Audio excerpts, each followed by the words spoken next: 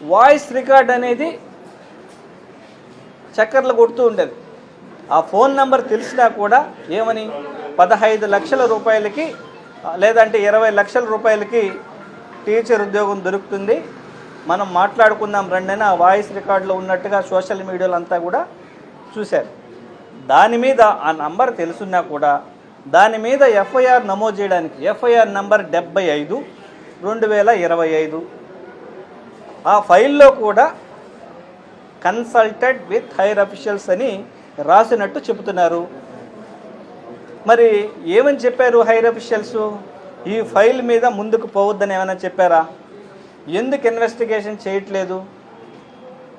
So ఇలాంటి పరిస్థితుల్లో రాష్ట్ర ప్రభుత్వమే ఈ స్కామ్ గురించి ఇన్వెస్టిగేషన్ చేసినట్లయితే నిజానిజాలు బయటపడవు. కాబట్టి వైఎస్ఆర్ కాంగ్రెస్ పార్టీ ఈ డిఎస్సి మీద జరిగినటువంటి స్కామ్లో సిబిఐ దర్యాప్తు కోరుతుంది, లేదా సుప్రీంకోర్టు జడ్జి ఆధ్వర్యంలో ఎంక్వైరీని కోరుకుంటుంది.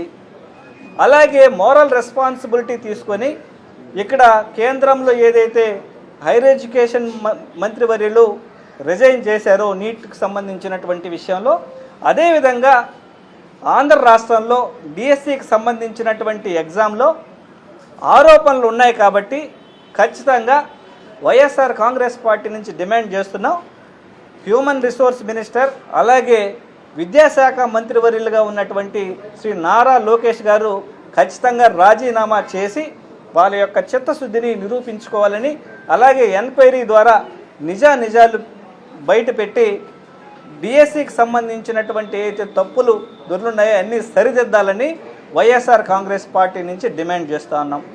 ఈవెన్ స్పోర్ట్స్ కోటాకు సంబంధించి నేషనల్ మెడల్స్ వచ్చిన వాళ్ళు కూడా ఉద్యోగాలకి పొందినటువంటి పరిస్థితి రాష్ట్రంలో ఉంది. ఆ మీడియా ముఖంగా అందరూ కూడా వాళ్ళు వచ్చి చెప్పడం జరిగింది.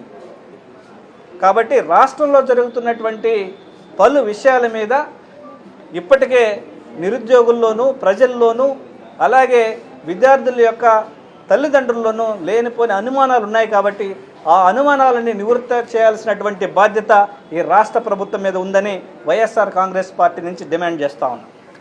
Thank you. మరిన్ని అప్డేట్స్ కోసం ఛానల్ను సబ్స్క్రైబ్ చేయండి. నోటిఫికేషన్స్ కోసం బెల్ ఐకాన్ పై క్లిక్ చేయండి.